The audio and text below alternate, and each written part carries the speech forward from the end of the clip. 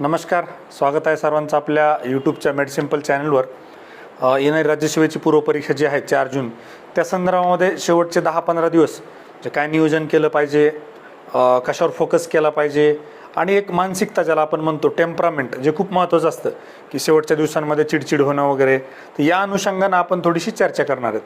बघा, सुरुवातीला अभ्यासाच्या दृष्टिकोनातून जर बघितलं, मला वाटतं आता बऱ्यापैकी लोकांनी टेस्ट सोडून झाल्यात. मॉक टेस्ट ज्या इन्स्टिट्यूटच्या किंवा क्लासच्या टेस्ट आहेत, प्रॅक्टिस टेस्ट, मला वाटतं आता थांबवल्या पाहिजेत. त्या टेस्ट सोडवण्याची ही वेळ नाही आहे.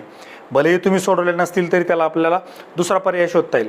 दुसरा पर्याय कोणत्या स्वरूपात आपल्याला सोडवता येईल तर राज्यसेवेचे पेपर जर तुम्ही आधी खूप वेळा सोडवलेले असतील तर तुम्ही वेगळ्या दुसऱ्या परीक्षेचे पण बघू शकता, MPSCने घेतलेल्या. पण मला वाटतं आता फक्त प्रायव्हेट क्लासच्या ज्या टेस्ट आहेत त्या सोडवणंही बंद करा आणि त्याचे उत्तर बघणंही बंद करा. कारण काय असतं, काही टेस्ट सोडून आपल्यामध्ये काही ठोकताळे डेव्हलप होतात आणि मग त्या पेपर सेटरची मानसिकता आपल्याला कळायला लागते आणि आपले बऱ्याच वेळेला उत्तर बरोबर यायला लागतात आणि आपण तीच घेऊन MPSCच्या परीक्षेला जर गेलो तर कुठेतरी ते आपल्याला बॅकफायर होऊ शकतं. त्यामुळे आता वेळ आली आहे की जे क्लासच्या टेस्ट आहेत किंवा ज्या इन्स्टिट्यूटच्या टेस्ट आहेत त्याला न्यूट्रल करायची आणि त्याला न्यूट्रल करून आपल्याला आयोगाच्या MPSCनं विचारलेल्या प्रश्नांच्या स्वरूपाला आपल्याला स्वतःला ॲडजस्ट किंवा अडॉप्ट करून घ्यायचं. मग त्या अनुषंगानं आपण आता तयारी केली पाहिजे. तर शेवटच्या मला असं वाटतं की 4-5 दिवसामध्ये, म्हणजे सोमवारपासून तर शुक्रवारपर्यंत 4-5 दिवस काय केलं पाहिजे तर ज्या लोकांनी राज्यसेवा पूर्वच्या मागचे पेपर सोडवलेले नाही आहेत किंवा ज्यांना थोडासा विसर पडलेला आहे त्यांनी सरळ तुम्ही एक 18 पासूनचे पेपर घ्या. 18, 19, 20, 21, 22 सरळ पेपर तुम्ही 2 तास वेळ लावून सोडवा. आणि हे आता सकाळच्या सेशनमध्ये सोडवले पाहिजे असं काही गरजेचं नाही आहे, तर तुम्ही दुपारच्या सेशनमध्ये पण सोडू शकता.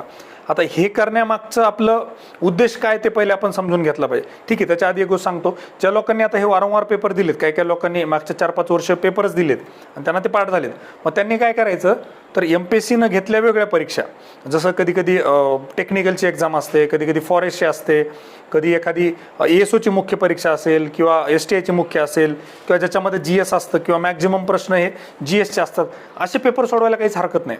आपल्याला फक्त उद्देश काय आपला याच्या पाठीमागचा की आयोगानं प्रश्न विचारण्याची पद्धत जी आयोगाची, त्याच्यानंतर क्वेश्चनचं वर्डिंग जे असतं, ऑप्शन्स जे असतात आणि तो एक फील जो असतो ना की पेपरचा, की आयोगाची प्रिंट जी असते किंवा तो फॉन्ट जो असतो, तर त्याला आपल्याला अडॉप्ट करून घ्यायचं आहे, पहिली गोष्ट.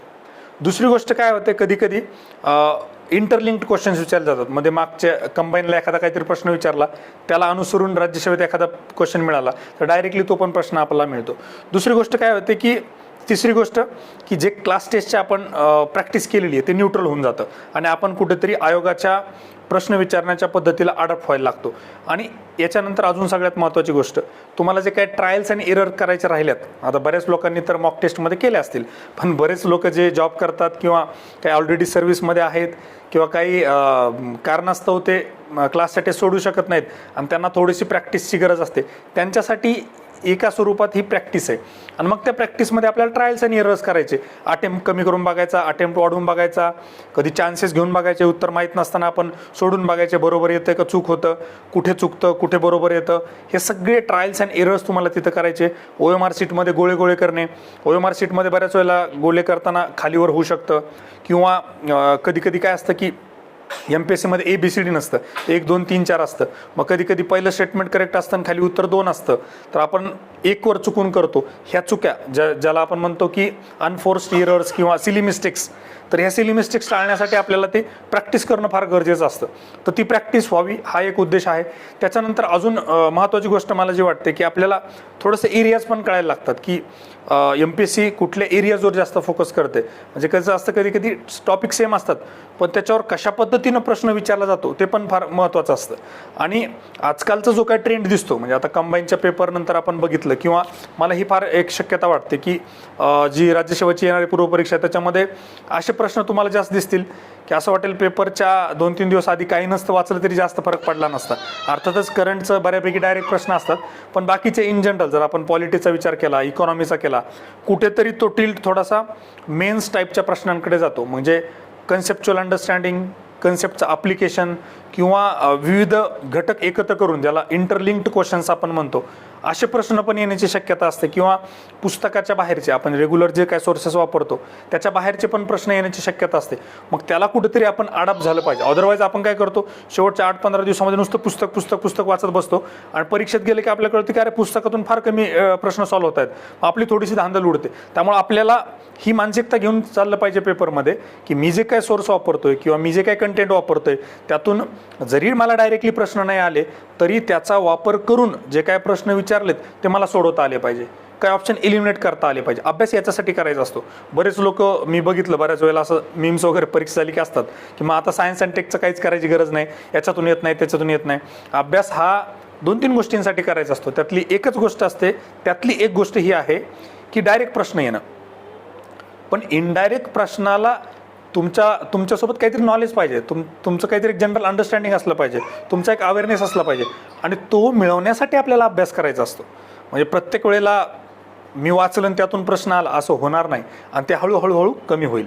कारण ज्या पद्धतीनं परीक्षा इव्हॉल्व होत जाते किंवा डिफिकल्टी लेवल वाढत जाते, परीक्षकाची पेपर सेटरची अपेक्षा वाढत जाते, त्यानुसार डायरेक्ट येणाऱ्या प्रश्नांची संख्या कुठल्याही पेपरमध्ये म्हणजे इव्हन तुम्ही पोलीस भरती तलाठी पण घ्या हळूहळू कमी होताना दिसेल तुम्हाला. कुठेतरी थोडंसं ॲप्लिकेशन बेस्ड क्वेश्चन म्हणा किंवा थोडंसं त्याला आपण ट्विस्ट केलेलं किंवा फिरवलेले प्रश्न म्हणा, अशा अनुषंगानं प्रश्न विचारण्याची शक्यता मला असं वाटतं की थोडीशी जास्त आहे. अजून दुसरी गोष्ट काय असू शकते की या पेपरमध्ये काय काय एक्सपेक्ट करू शकतो. आता कंबाईनचा पेपरनंतर खूप जणांनी न्यू पॅटर्न काय विज्ञानचे 50 प्रश्न येणार, 30 प्रश्न येणार, करंटचे 25 येणार, 30 येणार, बऱ्याचशा अशा गोष्टी चालू आहेत. तर याला पण आपल्याला न्यूट्रल करता आलं पाहिजे. आपण अशी मानसिकता मेंटेन केली पाहिजे की शेवटच्या दिवसांमध्ये नको, जे लोक निगेटिव्ह बोलतात त्यांच्या जवळही जाणू नको, त्यांचे नंबर पाहिजे तर ब्लॉक करून ठेवणं. ज्या अननेसेसरी गोष्टी आहेत ज्याच्यामुळे तुमचं डिस्ट्रॅक्शन होतं, व्हॉट्सअपसारख्या गोष्टी आहेत त्या अनइन्स्टॉल करून टाका काही दिवसांसाठी. मी तर म्हणतो की शक्य झालं तर मोबाईल रूममध्ये ठेवा, मगच अभ्यास केला जा. घरीच अभ्यास करत असाल तर तो घरच्या कोणत्या तरी व्यक्तीकडे द्या, आईकडे, वडिलाकडे, बहीण, भाऊ कोणी असेल, की हा माझा फोन दिवसभर मला द्यायचा नाही, मी अभ्यास करणार आहे, माझं लक्ष अभ्यासात राहावं, हा माझा उद्देश. अशा पद्धतीनं तुम्ही डिस्ट्रॅक्शन कमी करू शकता. आणि आता कसं होतं, थोडीशी सेन्सिटिव्हिटी वाढते आपली. म्हणजे सेम गोष्टीचा ट्रिगर बसला, एखाद्यानं आपण काहीतरी घ्यायला गेलो आणि त्यानं त्याच्यामध्ये काहीतरी गफलत केली तर आपण युजली जेव्हा परीक्षा नसते तेव्हा जास्त चिडत नाही, पण परीक्षा जवळ आली की छोट्या गोष्टीने आपण चिडायला लागतो. तर हे कुठेतरी आपण कमी केलं पाहिजे. मग याला काय केलं पाहिजे, ज्या परीक्षेच्या 2-3 दिवस आधी परीक्षेच्या दिवशी लागणाऱ्या गोष्टी आताच जमा करून ठेवा.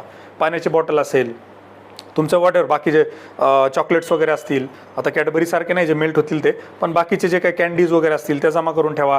तुम्ही परीक्षेला कुठला ड्रेस घालून जाणार आहात, तुम्ही कुठली बॅग घेऊन जाणार आहात, परीक्षेला कशाने जाणार आहात, रिक्षानी, बसनी किंवा तुम्ही स्वतःच्या गाडीवर जाणार आहात, मित्र सोडणारे, ह्या सगळ्या गोष्टी आता ॲडजस्ट करून ठेवा. शेवटी चिडचिड व्हायला नको.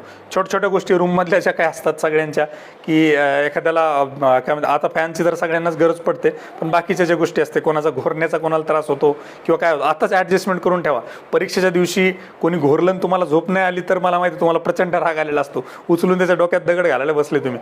पण ती सेन्सिटिव्हिटी काय म्हणते, ती ससेप्टिलिटी आपल्याला कमी करावी लागेल.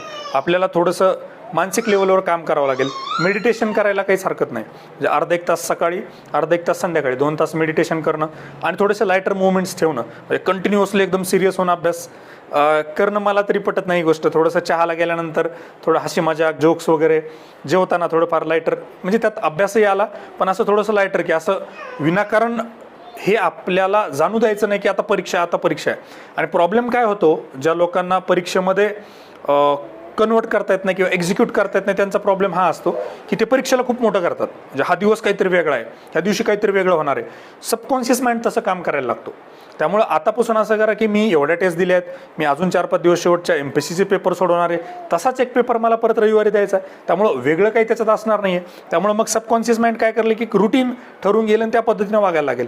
जेव्हा सबकॉन्शियस माइंडला ट्रिगर हा जातो की काहीतरी वेगळं आहे, मग तिथं काहीतरी वेगळं व्हायला लागतं. तुम्ही वर्षभर चांगला अभ्यास केलेला असतो, तुम्ही वर्षभर सगळ्या स्ट्रॅटेजी, प्लॅनिंग, मॅनेजमेंट सगळ्या गोष्टी केलेल्या असतात आणि ऐन वेळेला परीक्षेत गेलं की मग काय म्हणतात तिथं थोडीशी गडबड आपली होते. त्यामुळं मानसिक लेवलला थोडं काम करा. उन्हाळ्याचे दिवस आहेत, पाणी भरपूर प्या, डाएट व्यवस्थित ऑप्टिमम ठेवा, आणि शेवटच्या दिवशी उद्या पेपर आहे आज रात्री तांबडा रस्सा पांढरा रस्सा अशा काही प्रकार करू नका. जे लोक गावावरून शहरात येणार आहेत त्या लोकांसाठी स्पेसिफिकली जेव्हा हॉल तिकीट येईल तेव्हा त्या म्हणजे येणाऱ्या पुढच्या रविवारी मी सांगतो की तुम्ही सेंटर जाऊन बघितलं पाहिजे. कधी कधी सेंटरचे नावं सारखे असतात, तुम्ही तिथं जाऊन बघितलं पाहिजे किती वेळ लागतो, कुठल्या माध्यमातून आपण जाणार आहे, म्हणजे ट्रान्सपोर्ट कुठलं वापरणार आहे. शहरात जाणारे लोक जे आहेत गावाकडून त्यांनी हॉटेल वगैरे आधीच बुक करून ठेवा. तिथं हॉटेलला खूप प्रॉब्लेम्स असतात, म्हणजे कधी कधी डास तिथे असतात, पुण्यासारख्या ठिकाणी ढेकण तुम्हाला तिथं असू शकतात. म्हणजे ह्या सगळ्या गोष्टींचे चॅलेंजेस आहेत, तर ते तुम्हाला आधीच म्हणजे मानसिक लेवलला तयारी ठेवावं लागेल. अदरवाईज परीक्षेच्या दिवशी खूप प्रचंड चिडचिड होते छोट्या छोट्या गोष्टीवरून. थोडं जेवायला मेसवाल्यानं उशिरा दिलं तर मग आपलं वाटतं की माझं वाचायचं राहिलं आणि हा काय उशीर लावतो, आणि शेवटी सगळेच जण घोड्यावरच असतात, कोणाला थांबायचं नसतं, कोणी वेट करणारं नसतं.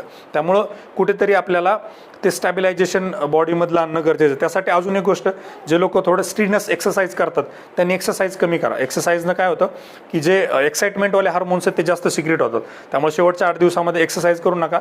लाईट वॉकिंग, ज्याला आपण ब्रिस्क वॉकिंग म्हणतो, ते केलं तरी चालेल.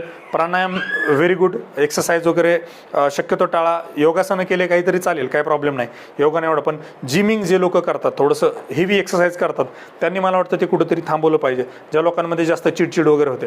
बघा शेवटच्या दिवसांमध्ये काय असतं, जो माणूस थोडासा शांततेनं जे काय आत्तापर्यंत आपण करत आलो आहे, जे आत्तापर्यंत आपण कन्सोलिडेट केलं आहे, त्याला आपल्याला 100% वापरता आलं पाहिजे पेपरमध्ये. मग तुम्हाला 100% तुमचा रिझल्ट मिळतो. खूप साऱ्या मुलांचं पोटेन्शियल खूप असतं, पण मार्कांमध्ये ते कन्वर्ट होत नाही. त्याला खूप सारे कारणं असतील, पण एक जे कारण आहे एक्झिक्युशनमधलं, ते कारण आपल्याला ह्या शेवटच्या 10-15 दिवसामध्ये मेंटेन करणं फार गरजेचं असतं. प्रेशर सगळ्यांना नाही बघा, म्हणजे बऱ्याच लोकांचे 3-3, 4-4 वर्ष झालेत, काही लोक 28च्या पुढे गेलेत, काही 30च्या पुढे गेलेत.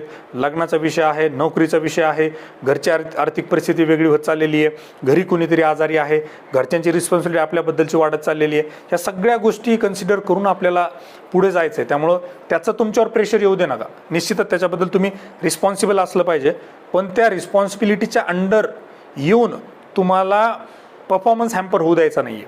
म्हणजे त्या प्रेशरमुळं तुमच्या अनफोर्स एरर परीक्षेतल्या असतील किंवा शेवटच्या दिवसांमध्ये होणारी रेलचेल किंवा धावपळ जी आहे ती कमी करता आली पाहिजे. आणि अजून एक सगळ्यात महत्त्वाची गोष्ट सांगतो, शेवटपर्यंत जे वाचणार ते चांगलं वाचा, समजून वाचा, व्यवस्थित त्याचं आकलन करा.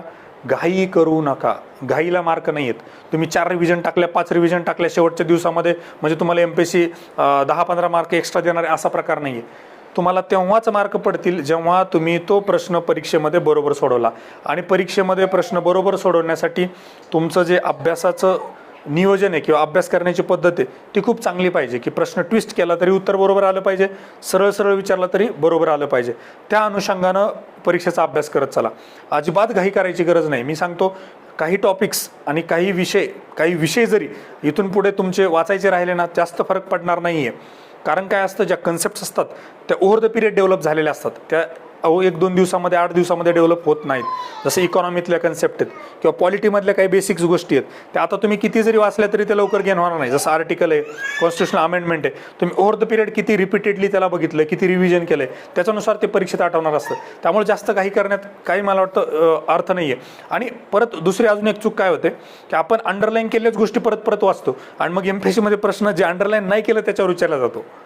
मग त्यासाठी काय, तर त्यामुळं सांगतो की व्यवस्थित सगळं मॅनेज करत करत हळू वाचा, घाई करू नका. 5 रिव्हिजन 10 रिव्हिजन, आणि ते पण तुम्ही एकदम अनसायंटिफिक वेनं करत असतात. त्या वैज्ञानिक पद्धतीनं कशा करायच्या याच्यावर आपले ऑलरेडी व्हिडिओ झालेत. प्रत्येक व्हिडिओमध्ये मी ही सांगतच आलो आहे. ॲप्रोच कसा करायचा, ॲप्रोच कसा डेव्हलप करायचा, यासाठी आपल्या बॅचेस चालू आहेत. ते परत परत त्या गोष्टी मी इथं रिपीट करणार नाही आहे. ते तुमचं तुम्ही ठरवायचं आहे. त्यामुळं मला असं वाटतं की ते थोडंसं कुठंतरी तुमच्या नियोजनामध्ये असलं पाहिजे, जे बरेच लोक मिस करतात, फक्त अभ्यासाच्या मागं लागतात. आणि झोप ही फार गरजेची आहे. ऑप्टिमम झोप जी काय असेल, कोणासाठी 6 तास 7 तास, कोणासाठी 8 तास ऑप्टिमम होऊ शकते. 8 तास झोपा, काय प्रॉब्लेम आहे. तुमचा रूममेट 4 तास झोपते म्हणून तुम्ही पण 4 तास झोपलं पाहिजे असं गरजेचं नाही. तुम्ही 8 तास झोपा, कदाचित तुमचा परफॉर्मन्स त्याच्यापेक्षा चांगला असेल. त्यामुळं दुसऱ्यांवर तुमचे प्लॅन पण चेंज करू नका. आणि आता कोणीतरी येऊन नवीन स्ट्रॅटेजी सांगतं तुम्ही ती डेव्हलप करताय, हे फार चुकीची पद्धत आहे. ती कधी करायला पाहिजे होती, मॉक टेस्टमध्ये सगळ्या ट्रायल्स आणि एरर्स करायला पाहिजे होत्या. किंवा मी जे सांगितलं आता शेवटचे 4-5 दिवस तुम्ही जे काही पेपर सोडवणार आहेत त्या पेपरमध्ये तुम्ही ह्या गोष्टी ट्रायल अँड एरर करून बघू शकता, की मी याच्यामध्ये कशा पद्धतीनं हे वापरून बघितलं, मग याचा वापर झाला का नाही, राईट. म्हणजे लॉजिक बिल्डिंग असेल किंवा अप्रोच असेल तर ते तुम्ही शेवटच्या 4-5 दिवसामध्ये तिथे MPSCच्याच पेपरवर ट्राय करू शकता. त्याच्यावरून तुम्हाला एक हे करता येईल, अंदाज बांधता येईल, तुमचा एक ठोकताळा तयार होईल. अरे अशा प्रश्नांमध्ये मी जर अटेम्प्ट केला तर माझा चुकतो, हां असा प्रश्न जर मी सोडवला तर माझा बऱ्यापैकी बरोबर येतो. तिथे तुम्ही रिस्क घेऊ शकता, राईट. त्यामुळे मला वाटतं हे फार गरजेचं आहे. आणि उद्या किंवा परवा आपण एक हे पण घेऊया, एक पेपर कसा सोडवला पाहिजे याचा एक प्रॅक्टिकल व्ह्यू, म्हणजे पेपर ॲक्च्युअलमध्ये सोडून दाखवतो मी तुम्हाला. आता तो शॉर्टमध्ये आपला व्हिडिओ करावा लागेल खरं तर, पण फास्टमध्ये काय काय केलं पाहिजे, म्हणजे कुठे मार्क केलं पाहिजे, किती राऊंड केले पाहिजे, आळं कुठं केलं पाहिजे, किंवा कुठले सिम्बॉल्स वापरले पाहिजे, कुठले क्वेश्चन पहिल्या राऊंडमध्ये दुसऱ्या राऊंडमध्ये, याच्यावर आपण एक सेपरेट व्हिडिओ करणारच आहे. त्याच्या बाबतीत आता डिस्कशन नको, राईट. त्याच्यानंतर अजून दुसरी गोष्ट, बॅलन्सिंग करता आलं पाहिजे आपल्याला.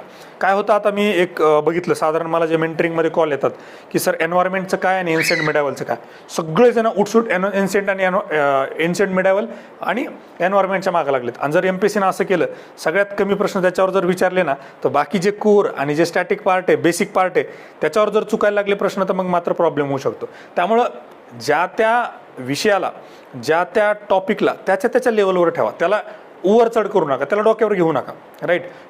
एन्व्हायरमेंट असेल याच्यावर आपण ऑलरेडी मी चर्चा केलेली आहे मागच्या व्हिडिओमध्ये की करंट लिंक थोडंसं येऊ शकतं, किंवा जिओग्राफी टच्ड किंवा इकॉनॉमी टच्ड जे काही एन्व्हायरमेंट आहे ते येऊ शकतं, किंवा मेन्सला जसे प्रश्न विचारतात एन्व्हायरमेंटवर की who is the father of taxonomy, ecosystem हा शब्द कोणी दिला, फादर ऑफ इकोसिस्टीम कोण आहे, इकॉलॉजीचं मिनिंग काय, हा लॅटिन वर्ड आहे का हा ग्रीक वर्ड आहे, राईट. हे जे बेसिक फॅक्च्युअल क्वेश्चन आहेत, अशा पद्धतीनं तुम्ही प्रिव्हियस इयर क्वेश्चनच्या आधारावर तयारी करू शकता.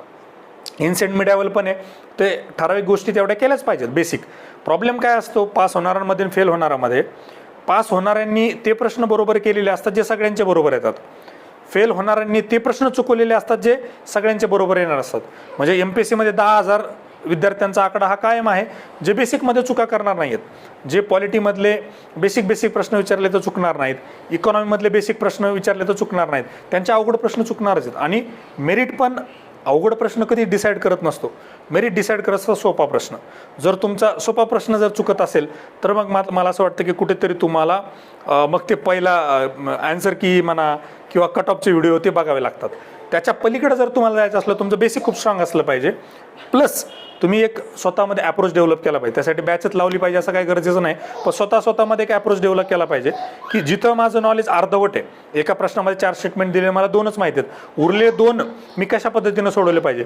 काही प्रश्न असे जिथं मला काहीच माहिती नाही आहे, पण माझा अटेम्प्ट फारच कमी होतोय, माझा अटेम्प्ट कुठेतरी 70-80लाच टच होतोय, मला कुठेतरी 80-85-90 पर्यंत गेलं पाहिजे. मग अशा वेळेस जे काय वरचे 10-15 5-7 क्वेश्चन आहेत जे अटेम्प्ट करायचे, त्या कशा पद्धतीने मी अटेम्प्ट करणार आहे यासाठी तुमचा स्वतःचा एक अप्रोच डेव्हलप केला तरी काहीही प्रॉब्लेम नाही. मला असं वाटतं ह्या गोष्टींवर थोडंसं काम केलं पाहिजे. अजून पेपर वाईज आणि एक महत्त्वाची गोष्ट काय असते की प्रत्येक पेपरची एक कोर थीम असते, प्रत्येक विषयाची एक कोर थीम असते. विज्ञानचा अभ्यास विज्ञानच्या पद्धतीने केला पाहिजे, इतिहासाचा इतिहासाच्या पद्धतीने केला पाहिजे, भूगोलाच्या पद्धतीने केला पाहिजे. उठसूट सगळं पाठांतराच्या मागे लागले तर ते होणार नाही. विज्ञानमध्ये विकेट पडेल, इकॉनॉमीमध्ये विकेट पडेल, हिस्ट्रीचे बरोबर येतील बऱ्यापैकी, जिओग्राफीचे काही प्रश्न बरोबर येतील उठसूट पाठ करायच्या मागे लागले तर, पण ते तुम्हाला ते पण लक्षात आलं पाहिजे. आणि आता कुठल्या एरियाजवर फोकस केलं पाहिजे, कुठल्या एरियाजवर फोकस नाही केलं पाहिजे, याच्या आधी ऑलरेडी व्हिडिओ केला आहे, ते तुम्ही बघू शकता, ते आता मी इथं डिस्कस करत नाही. आपला मेन जो विषय होता की शेवटच्या दिवसांमधलं नियोजन, मानसिकता कशी असली पाहिजे, तर तुम्ही ह्या गोष्टीचा एक थोडासा असा टेंटेटिव्ह प्लॅन डोक्यात ठेवून पुढे गेलं पाहिजे. आणि अननेसेसरी खूप मोठे टार्गेट ठेवू नका. प्रॉब्लेम काय होतो, मला आज एन्व्हायरमेंटचे एवढे चॅप्टर करायचे आहेत, एन्सेंट मिडावलचं एवढं करायचं आहे, आणि मग जेव्हा रात्री तुम्ही बघता त्यातलं अर्धच झालेलं असतं, मग टेन्शन यायला लागतं. त्यामुळे टार्गेट्स पण खूप जास्त मोठे ठेवू नका, त्यानं निगेटिव्हिटी तुमच्यामध्ये तयार होते. जे अचिव्हेबल टार्गेट्स आहेत तेवढेच टार्गेट ठेवा, राईट.